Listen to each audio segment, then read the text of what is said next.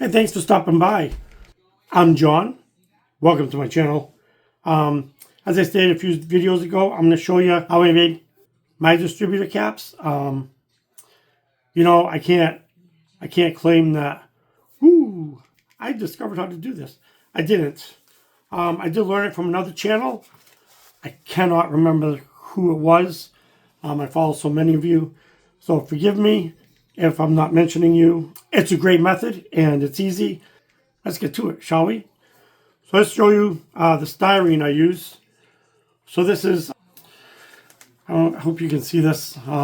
Use the 5/32 inch and 0.156 diameter. Forgive me, I have a Worcester accent. So we got that. With that right here.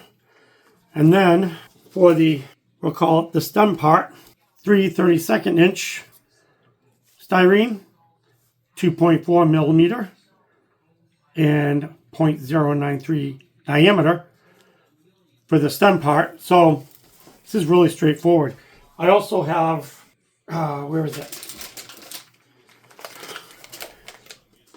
I have this huge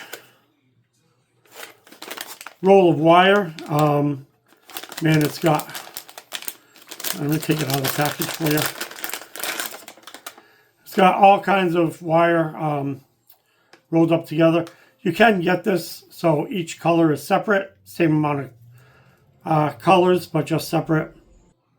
So, I don't know if you can see here, like for the AWG30, has a variety of colors. Also has, it's got black and stuff, so if you want to use it for negative wires on your batteries, whatever, use for all the colors on it. It's a little rough to handle because it's, it's all rolled onto one roll. Anyway, before we get to the wires, let's do the distributor cap first, shall we? What I've learned is a lot of the distributor caps on the kits have we'll call it a height of 3.5 millimeters. I know this moved a little bit. All right, there we go. We got the 3.5 millimeter. So I'm just going to take my pencil right here. I'm going to mark it right there.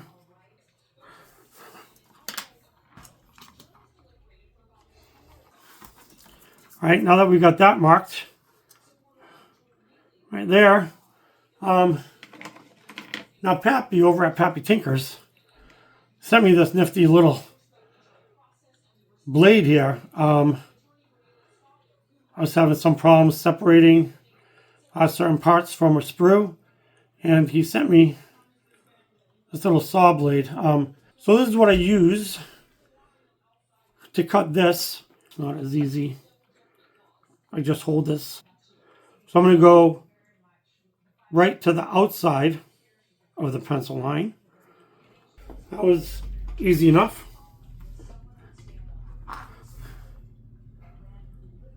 So there we go. We got one part right there. I got my light sandpaper, my 1000 grit. And I'll just sand all those burrs off around the edges.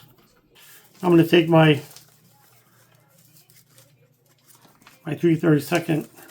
This part here, I'm going to, when I get to the point where I'm going to put this on the car, I'm on my engine, I'm going to have this a little longer than I need it.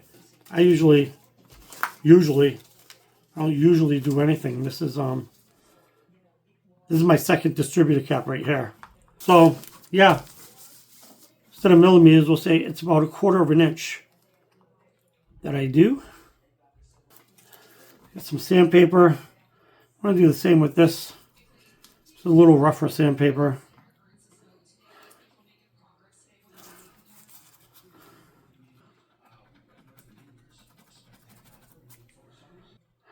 All right.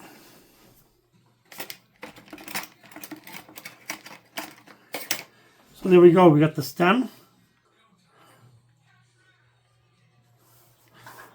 So I'm going to put just a tiny bit of Marvelous Gorilla Glue. I do use this on some parts of my modeling just because I just think some parts they're so small and sensitive that I tend to knock them off. So I use Gorilla Glue. Alright, I'm just going to put a little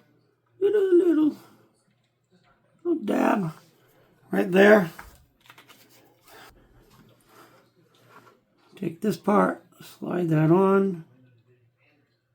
Just a little. I don't slide it on, obviously, too much because I want room. So I want room to put all my distributor cables in there. So, there we go. You know, that's it. That's it. And this size, I find, is just perfect for 9 wires. I'm not good with wiring, but I got this from a member of our Coast to Coast model club. Send me this diagram of wiring.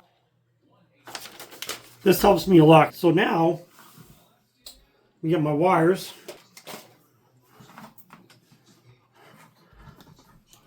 Honestly, I don't particularly measure this part. So I'm going to get my handy dandy wire cutters. Actually, this is a pretty cool tool, actually. This is for jewelry. So it's got the wire cutter in it, but it also has these round bending tip, you know, so you can bend it like that. So I like it because if I'm making coils for my springs, it's very easy. Can I just wrap it around these? Comes out great. I'm going to cut 9 wires. All right, I'm going to cut them all about the same length. Okay. I got all my wires cut. I got the bases as close to even as possible. Now I'm going to drop a little glue in that. I do use the super glue, well, the Gorilla Glue in here because I tried using the regular model glue and everything. They just didn't stay very well in there. Just a tiny drip like that.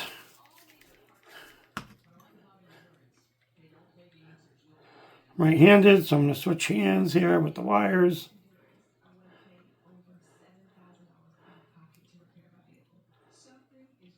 Hold them as tight together as you can, and just slip them all.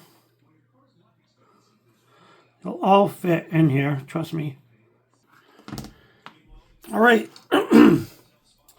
so there we go. I got my distributor cap. I've got all my wires. I am also going to drill a small hole in the base here so I can put my carburetor vacuum hose right here, and I'll drill a little hole right there, put this in. I'll be right back. Okay. All right, so there's my, I don't know if you can see, there's my little hole for my vacuum hose. Again, I'm just gonna put a drop of glue on this guy. Slip it right in there.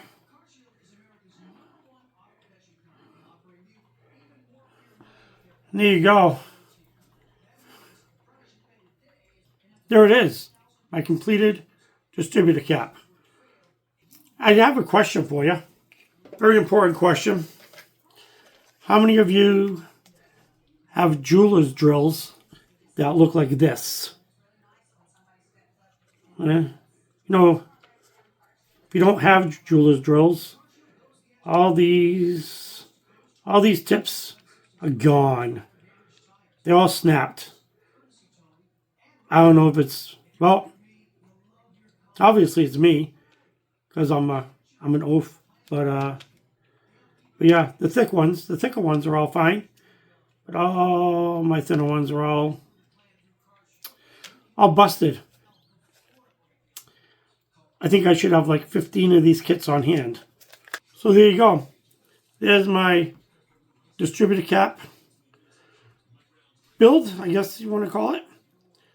I hope you got something from this because I know when I watched somebody build this, I got a lot out of it. It's a lot cheaper than buying pre-made distributor caps. I want to thank all my old and new subscribers. If you're just stopping by and you just found this channel and you like it, please hit that like button, subscribe, click that notification bell so you know every time a new video is put up. I want to thank you again for joining me. God bless. Have a nice day, and I will see you next time.